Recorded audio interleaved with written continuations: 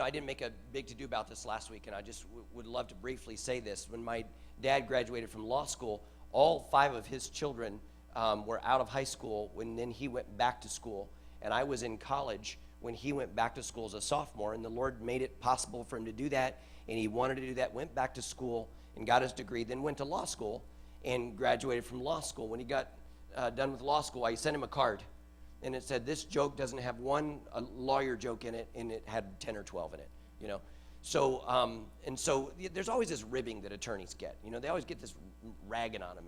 And I think sometimes, you torment somebody for wherever they are in the world, and maybe we don't always think about where that can go. Well, my dad's not really that fragile, and he's a big boy, and I'm sure he's gotten beat on a little bit along the way. In fact, somebody asked me a couple of weeks ago, and I gave him the normal, very normal answer. Somebody said, oh, your dad's a pastor, right? People say that to me all the time.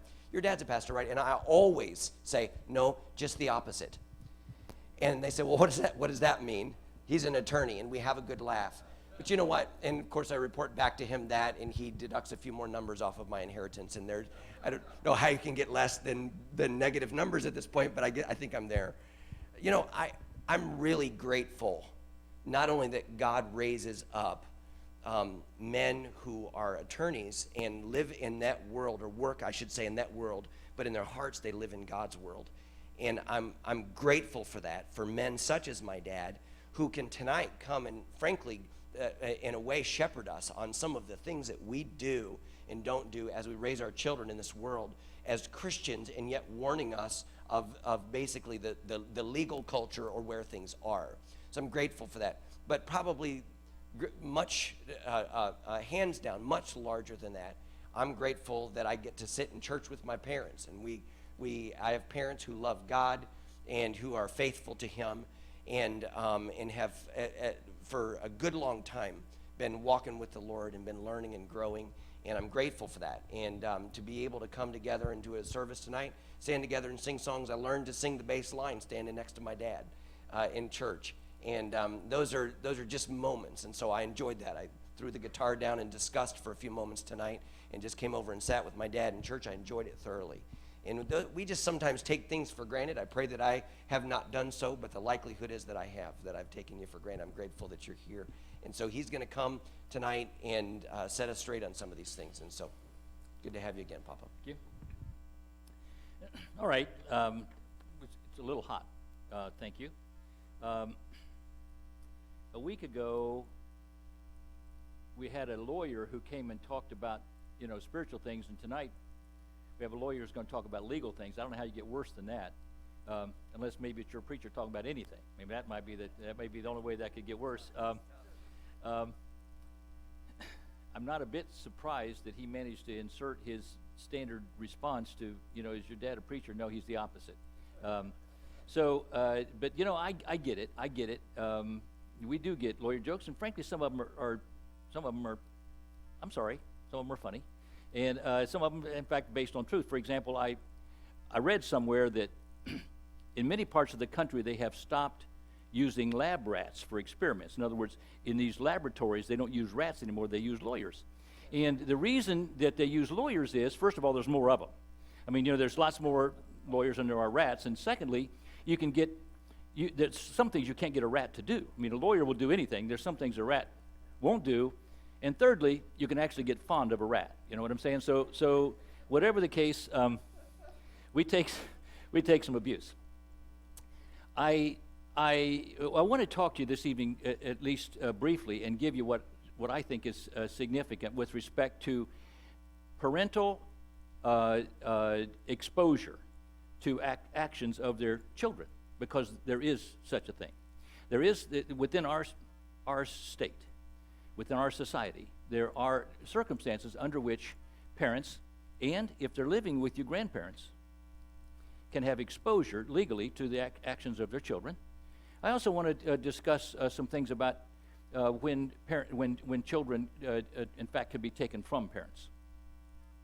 And finally, I want to address just briefly, what happens when parents discipline children. There is a school of thought. There's a view that there are too many laws, and the state intervenes in too many things. It's a view which, in many respects, I'm not only familiar with, I actually hold that view. However, there are some areas in my view where it's important for the state, the government, the king, to get involved, and these will be among those. I recall, well, first of all, let me tell you this. This is what's called a disclaimer. If there were a physician in the room who was a brain surgeon, and you had an issue with respect to your kidneys, hypothetically, and you asked the brain surgeon for some thoughts about your kidneys, you know, you may feel real comfortable with the counsel that you got, but chances are you need a urologist. I'm sorry, you need somebody who specializes in that, and I just have to tell you, this is not my area of specialty, family law. I have touched it, I've gotten involved with it, I've certainly examined on it, tested on it, but this is not my area of specialty, although I'm perfectly comfortable with the things I'm prepared to share with you tonight, but just so you know, that's my disclaimer. And so if somebody asks me a question, and I anticipate giving an opportunity for questions, and if you listen to me, it's your fault. I'm sorry. It's your bad. It's your bad. All right. So here's what happened. So I'm driving home. I want you to. We're gonna begin with Scripture. We're gonna end with Scripture. Good place. We're gonna be in Romans 13 to start. So I'm driving home from Orlando one night several years ago, and I had been to the church when we first moved to St. Petersburg, where I teach. We had moved there from Orlando, and we still were involved in the church in Orlando, and so we went back and forth on Sundays. And I was driving home from church in Orlando, coming to St. Petersburg. For some reason, there was a young man at the church who had some reason that he felt like he needed to borrow my car. I had a car. It was kind of a nice car. So I had said, you may borrow my car, and so we traded that night, and I was driving his family van, the family van, home. And I don't know, you drive in a vehicle that's different than the one with which you're familiar, and it just didn't feel exactly the same, and for whatever reason, my wife wasn't with me. Maybe we were separated that time, I don't know. Actually, we weren't. I was in my daughter's church this morning, and they said, where's your wife? I said, we're separated. She joined the Navy. She lied about her age and joined the Navy. I don't know. I just, no. But for whatever reason, she wasn't with me. I can promise you this, she likely won't be with me again if I don't shut up and move on from that. In any event, so I'm driving there by myself, and I'm kind of thinking, I don't know why, I just do those things sometimes. I was going too fast. You've probably never done that, but I was going too fast. The officer pulls me over. And he gets out the car, and he comes up, and I got out the car too. He let me, and don't always, but he said, you know what you're doing? I said, frankly, officer, I'm just going to tell you what, this isn't my vehicle. I was dancing. You can picture it. And wasn't my vehicle. I was in church in Orlando. I'm going back to my home in St. Petersburg. He said, let me see your Bible. I'm not sure he should have said that, but he did. And you know what? I've been in church before without my Bible, but I had my Bible, so I got it out and showed it to him. He said, I'll tell you what, if you promise me you'll go home and read Romans 13, I'll let you go. That's what he said. Of course, I said, no way, I'm not doing that. I want you to give me a ticket. No, I said, oh, yes, I'll read Romans 13. And I did. And it was a portion of Scripture not unfamiliar to me, not unfamiliar to you, I'm sure. I want to read just the first verse right now, but I encourage you to read the first 7 at some point. Please not while I'm talking. But that's why I tell my students at school. I mean, I'm sorry that if I mention something, they go there, and I don't need that. So just the first verse, we'll look at it together. And here's what it says. Let every soul be subject to the higher powers. For there is no power but of God. The powers that be are ordained of God. Can I tell you something? That officer was not there for my harm. He was there for my good. There are laws under which we should be subject. I have that view. God put him there. He has established the laws within our state. They were voted on by the legislature, signed by the governor at some point, and there are laws. Now, I get this. I understand that there may be circumstances under which someone may decide to disobey the law. Daniel disobeyed the law. He did. Shadrach, Meshach, and Abednego said, we're not bowing. We're not doing that. We're not doing that. And I can visualize circumstances under which it would, I can visualize a law under which I would say, I'm sorry, I'm not going to obey that. I'm just not going to. But within the main, we're given those people an authority over us, and God said, I put them there. I put them there. You pray for them, you obey them. And if you mess up, shame on you, they're going to get you. That's what those first 7 verses say, and they say it pretty well. So I will tell you this, I'm of the view that these laws are here for a particular reason. And there's at least one of these areas of discussion tonight. Somebody may say, I'm not sure I agree with that. Well, bless your heart. It's the law, and as I explained it, I'm reasonably sure you'd understand it. I would also remind you that Jesus had something to say about that as well. Render unto Caesar the things that are, and unto God the things that are God's. So, you know what? I have some areas of the law I'm going to discuss with you. And the first one is when parents or adults are vulnerable when their children do something inappropriate. And there are times it's so. The first 2 areas of the law with which I would discuss with you relate to criminal law and civil law. Now, that may make a lot of sense to everybody, but let me just real briefly, and I'll do my best not to bore you. When your eyes glass over, I'll move on, but just do your best to hold on for a moment. Criminal law would be, generally speaking, when a person is subject or they're vulnerable to losing their freedom. In other words, they may spend some time in the big house or the small house, but they may spend some time in a house other than their own. So that's generally speaking when we talk about a criminal law. And then there's civil law, which generally means your finances are at risk, your money's at risk. That's when there's a lawsuit, for example, that might be available. And I understand there's at the margin those things sometimes mix, and sometimes there's other areas that are exposed as well. But I'm generally going to speak about areas where an adult could end up having exposure under the criminal laws and or under civil laws. And the first one I would mention is with young people driving. The primary exposure comes when someone is what the law calls unemancipated. That means they have not reached the age of emancipation. In some states it's different. There's an age at which someone can vote, there's an age at which someone can drink, there's an age at which someone, frankly, can be a survivor under a wrongful death statute, for example, which is 25. I don't know where that came from, but that's what it is. And, of course, you all know what the drinking age is and generally what the voting age is. And the age of emancipation in Florida is the same as the voting age, which is 18.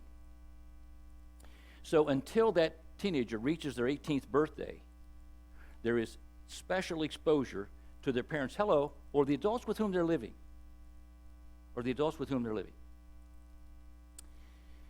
So, I'm sitting in my house on Sunday afternoon, and I get a call from one of the other professors who said, Lee, I need a drink of water, please. She said, that's not what she said, that's what I'm saying, please. She may have said that, I don't remember. She said, Lee, I need some help. Her background was in criminal law. She was a prosecutor, federal prosecutor. I was a civil lawyer. I defended people that were sued, and I sued people that I thought needed to be sued. Please, don't throw anything at me, please.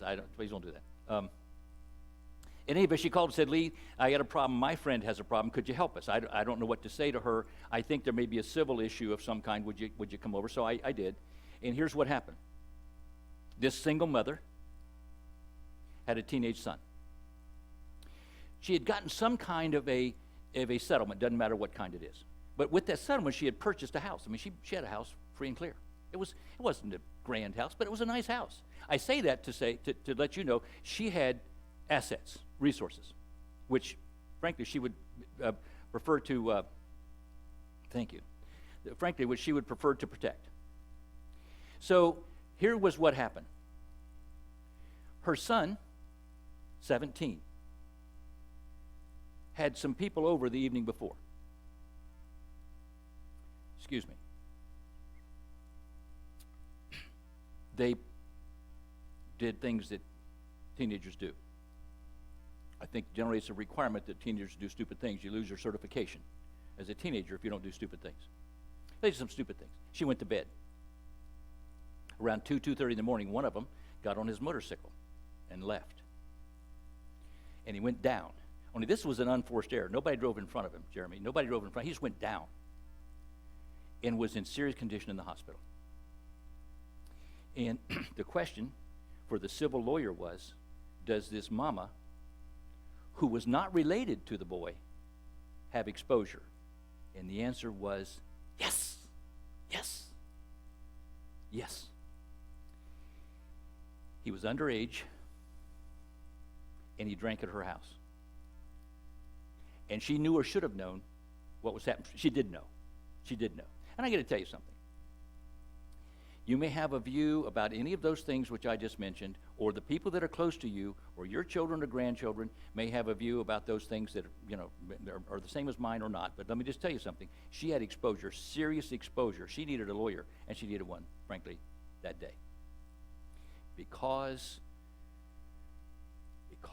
this underage person had done what he did at her house. There's another example which I would give you with which you may not be unfamiliar. And I don't want to spend a lot of time with these, but some of you have heard of Hulk Hogan, the wrestler. Frankly, he patterned his persona after Jeremy and me. You know what I'm saying? That's just pretty much. Oh, I'm sorry. That was the funny part was I included Jeremy. That's what it was. Yeah. So you know the story or you don't. You know the story or you don't. But here's what happened. I can tell you probably more than you want to know about it, but here's what happened, of course. He had a son. Everybody remember he had a son? Drag racing.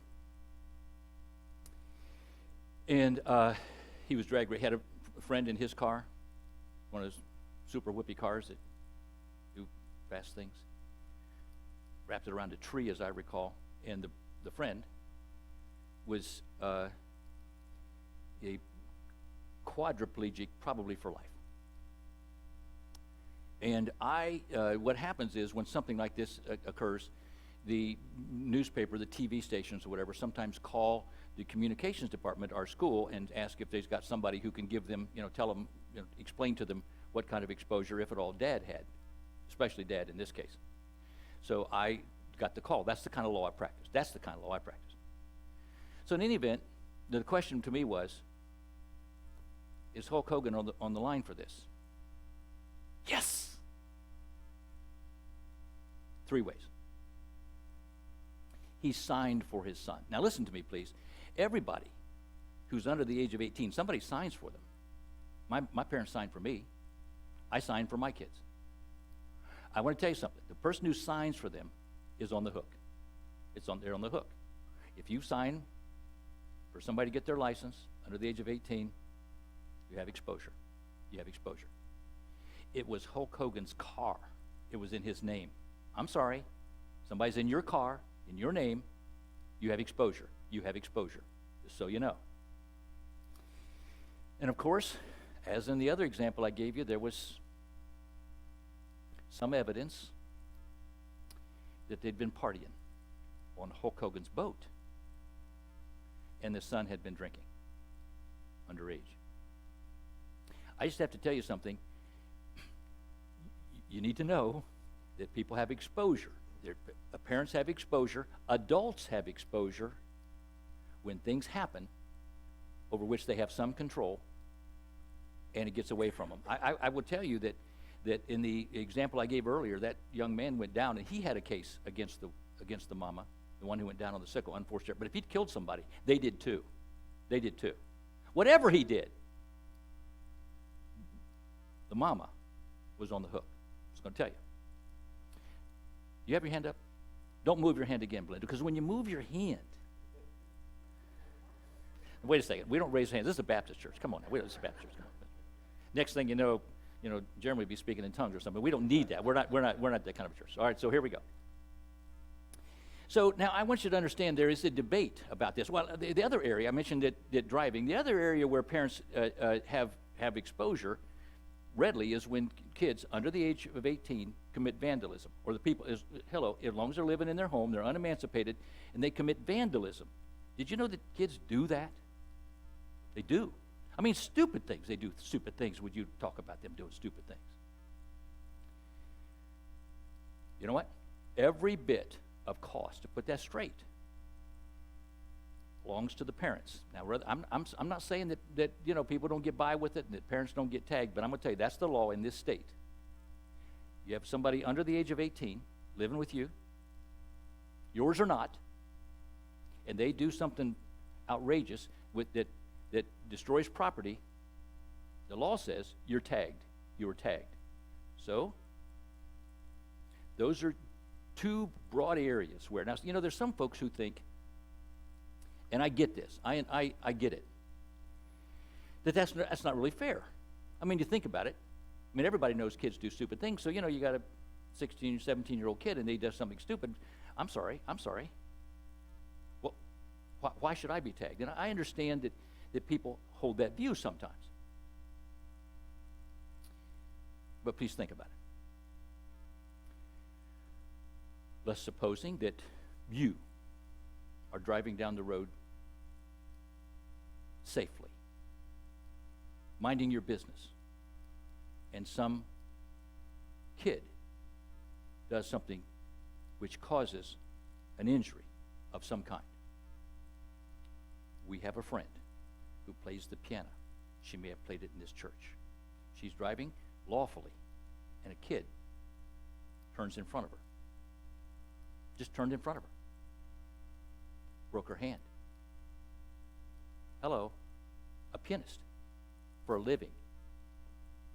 Now I ask you, maybe the kid's parents,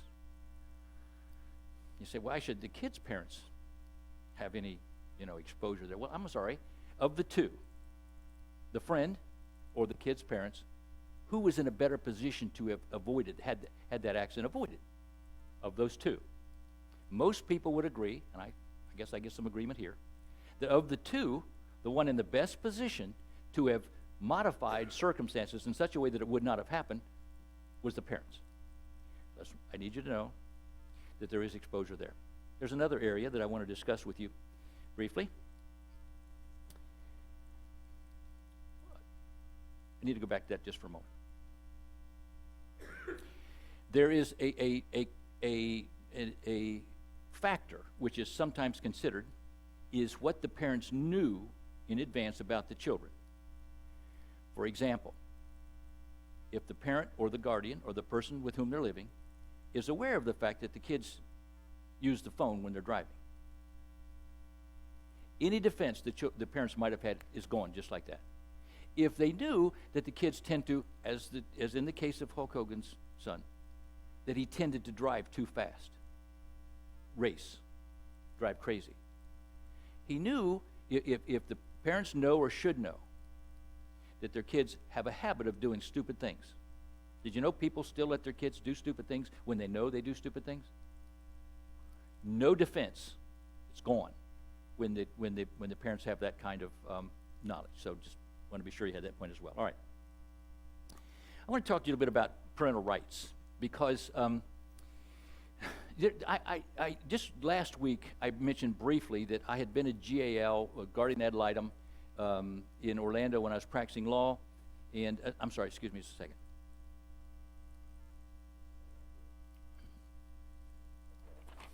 There you go. Life is good. All right. So I recognize that most of the time that people get involved in circumstances under which their children might be taken from them, would be those that if you knew the way the people lived, or if you knew some things about them, you might say, okay, I understand that, I would expect it. But let me just tell you this. Maybe you don't know anybody who's ever had this experience, ever. But aside from my responsibilities as a lawyer, I've had at least two. We had a friend at our church in Orlando. Wonderful people. Love the Lord. Mama's a soloist in the church. Sing like a bird. 4 kids. 1, 4, 5. The kid left her house. I mean, they lived in a nice neighborhood. Really, really, really nice neighborhood. Upscale. This 4 or 5-year-old kid, I don't know how old he was, he left their house. Now maybe you've never had a kid that left your house. but just left the house. There's a legal term for it. It's called elopement. I understand you think of elopement, you think of something else, but when an elderly person leaves a nursing home or whatever unattended, they consider them to have eloped, and also when kids do that, it's called elopement. So anyway, this kid eloped, and he went next door. As I recall, he wasn't particularly well dressed. I mean, he wasn't dressed for calling on neighbors. So when he went next door, the neighbors thought he was unattended, and they called the Department of Children and Family Services. And when I got the call, it was like, they may take my son. And I want to tell you something. One of the ways that they can take your other children is if you've lost a child involuntarily, they can take the others too. She had 4. They could have gotten them all. Could have gotten them all. And I have another example, which, maybe nobody's ever had experience like this, but the mother, her parents are evangelists, still are. Go to churches. I've seen them. The father was in school finishing his doctorate, whatever. He's now a professor. Mama was taking care of some other kids. Flipped one on the mouth, as she did her own. Kid got a bruise. When the mother of the kid saw him, reported it, they came and took away the children in that family. Took them away. Got them back at some point. But I got to tell you something. You can feel good about that or not good about either one of those instances, but I tell you, I'm not sure how we would handle it if they didn't get involved, this Department of Children and Family Services. I understand in both of those cases, I'm saying, I would argue that they overreacted. But I certainly have seen circumstances, and you may have as well, when kids die or they disappear, and somebody who's supposed to be watching them just not watching. They're just not watching. One of the professors at school, when I first got there, became the regional director for the Department of Children and Family Services. And I got to tell you something, it's a thankless job, thankless job, thankless job. I mean, it's just like, they get in trouble if they go too far. They get in trouble if they don't go far enough. But I want to tell you something, they get involved in taking children. And maybe you've never known anybody where they took the children. Maybe not. But I will tell you there are circumstances in which they can. I'll give you just a few. First of all, as you might expect, they can take children if the parents voluntarily give them up, and they do. So, of course, you'd expect that might happen. So if the parents sign over kids, and they do, so that, of course, the state then takes, for want of a better term, control of the children.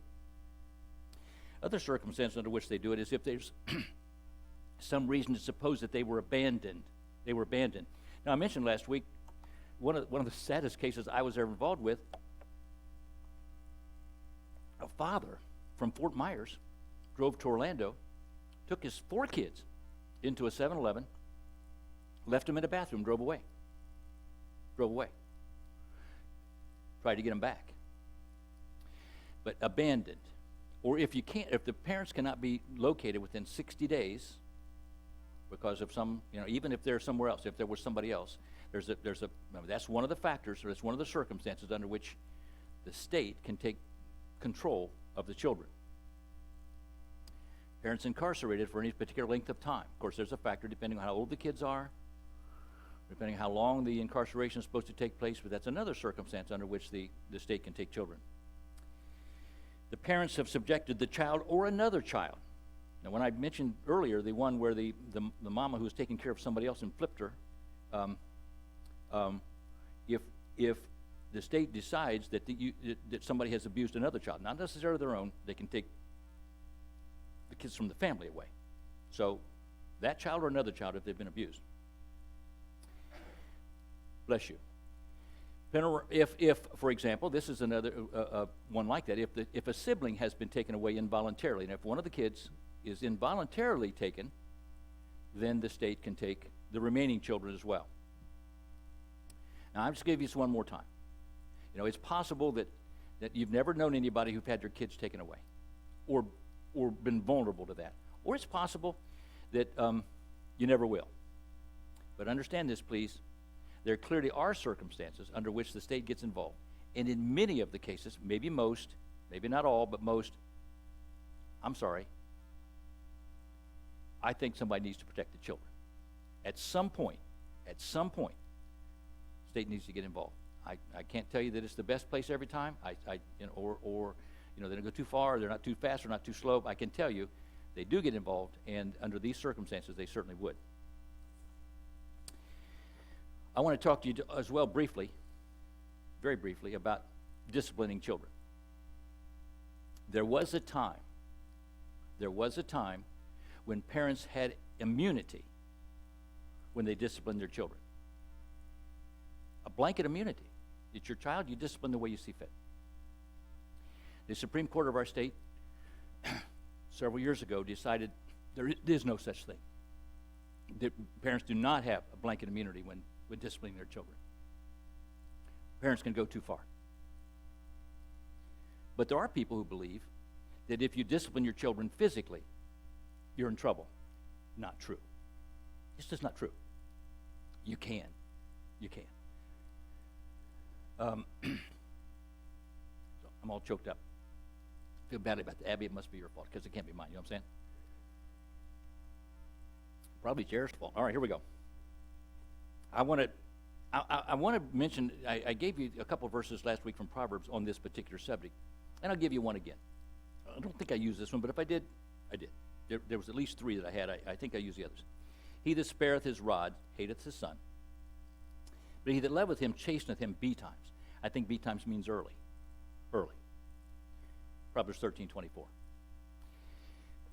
The Scripture does not forbid corporal punishment, does it? It does not. The state does not. This state doesn't. This country doesn't. Now, some states may. I understand other countries, they do. Bless their hearts. God bless them. But here you may. You may. Now, I will tell you that if there's some physical damage done, I hope it's not necessary to say this, but as an example, a broken bone or a torn ligament or something like this, I'm sorry, you have an issue.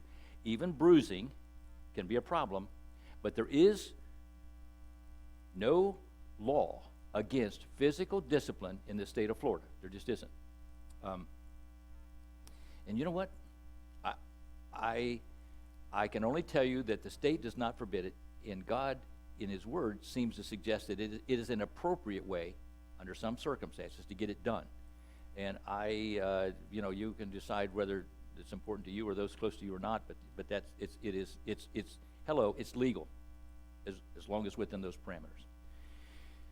I discovered something when I was researching for this, and I discussed it with my wife a little bit. This kind of surprised me. It actually surprised me too.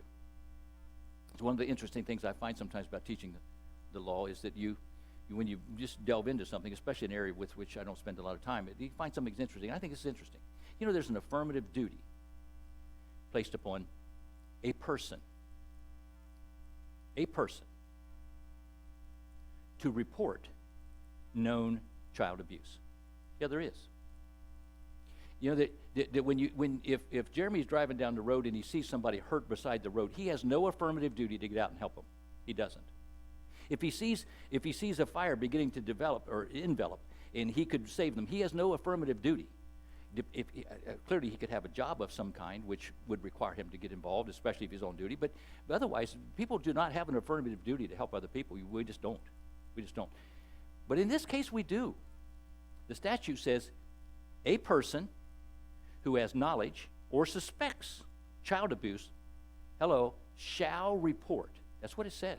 Now, I can't imagine anybody prosecuting someone, but I want to tell you something. I know some folks who are nervous about reporting something. You should not be nervous about reporting something that you see. The second one of those says, any person. That includes most of us, with the exception of Jeremy. Any person who knows or suspects, has reasonable suspicion about sexual abuse, shall report it. Now, there is a category of people that are required to do this and give their names. I did know about those. Among those would be a physician. It's a little murky whether or not somebody else in the medical profession is required to do that, but a physician is, no question about it. Those that school teachers are required to report it and give their names. Others who work at the school, probably, but school teachers for sure. People who work in daycare centers who volunteer with children are required to report it and give their names. There's another category which surprised me a little bit. I guess it did if I thought about it. And it says practitioners. Are you ready for this? This is free. I found this interesting. They're practitioners who practice, who believe that the spiritual condition. I want to read it exactly right, because practitioners who rely solely on spiritual means for healing. It might be your pastor, it might not be. I think this is people who do not believe in medicine. If you all think about it for a minute, you can think of a sect, S-E-C-T, more than one, who do not believe in medicine. Those people are required to report if they see something that they should, and give their names. And you know what? For them, I'm happy about that. I'm happy about that. Whatever the case, there is exposure to that, and you are totally protected if you do that. Fact is, I'm just telling you, the statute reads, a person who knows or suspects shall report. Any person who knows or suspects shall report. That's what it says. So I encourage you, don't be nervous. If you see something, report it. I'm good with that. I'm running out of time. In fact, I'm up against it. I do want to finish with something which I also found interesting. And there's some things that I really can't explain, and I'm not sure I can explain this. I'm going to accept it because I'm going to give you some scripture that says it, and so this related to the families, which means because it's there, I'm good with it. I believe it. I'm not sure I can explain it. It's a little bit like I'm not sure I can explain to you why stingy Christians tend to have less than those who are generous. I'm not sure I can explain it, but it's a scriptural principle, and those who practice generosity as believers know that's true. It just is. How can that be? There is that withholdeth more than is meet, yet tendeth to poverty. People who are stingy tend to not do it. I can't explain that. It's just true. And I'm not sure I can explain this. Did you know there's a generational, component that goes beyond parent and child? Generations which go beyond dad and son. Proverbs 17:6. Children's children, I think that means grandchildren, are a crown of old men, and the glory of children are their fathers. It goes beyond children, children's children. And here's the principle with which you may all be familiar, but it's hard for me to understand this. I only believe it because it's in the scripture. At least 3 places. The first one being in the 10 Commandments, Exodus 20. For I, the Lord thy God, am a jealous God, visiting the iniquity of the fathers upon the children unto the 3rd and 4th generation of them that hate me. It says it also in Exodus 34 and in Numbers 14, the same thing. Visiting the iniquities of the father on the 3rd and 4th generations. I think that means my grandchildren, and their children. And I'm not sure I understand it, but I am sure about this. I'm sure about this. That what we do impacts not just our children, but those that come beyond them. It's easy enough sometimes to understand that when parents do something really stupid, because parents do things stupid too. It's not just teenagers. We learned to be stupid when we were teenagers, and we've retained. So when parents do something, it affects their children. But hello, class, hello, jury, it affects their grandchildren too, under some circumstances, and their children. And their children. Now, if that doesn't, there may be people here, in fact, I had somebody last week say, I'm about to have great-grandchildren. Bless your heart, what you do, according to this, can have some impact on those great-grandchildren. If that doesn't make us even more determined to be good parents, then shame on us. Shame on us. Shame on us. Lord bless you. I've enjoyed being with you. I'm going to turn this service over to the preacher. Take a minute for Q&A. Yes, if we are up against it, but if somebody has a question. Yes, sir.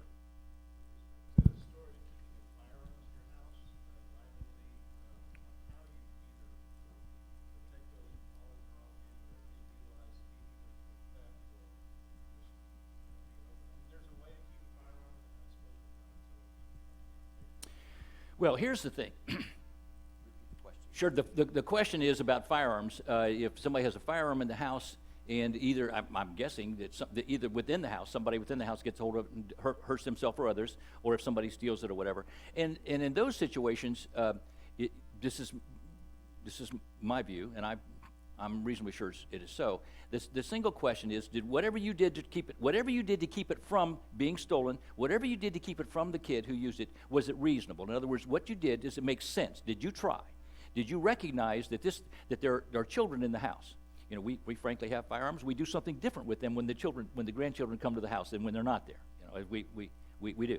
So if what you did makes sense, and this is where it would be a jury question. I'm sorry. It would, if necessary, would come to a jury, and they said if what you did was reasonable. Now, there's obviously you can put trigger guards on them, you can put locks on them, and then some folks say, well, I'm sorry, if I need my gun, I need it now, and those things are not helpful. But under the circumstances, given who has those available, where you keep them, was that a reasonable thing to have done? And I can tell you that I'd be perfectly comfortable defending anybody who carefully considered the risks and took measures to prevent those bad things from happening, whatever they are. Bad things still happen sometimes. But if a person, what they did made sense, was reasonable, then in my view, they have no exposure. I hope that's helpful. Any other question? Yes, ma'am?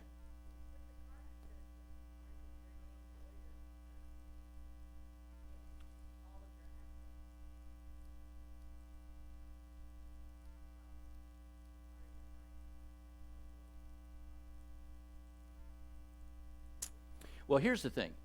I think I understand. The question is your assets. If your assets are in trust, are they vulnerable? Yes? Are they vulnerable as opposed to, well, excuse me, you have assets.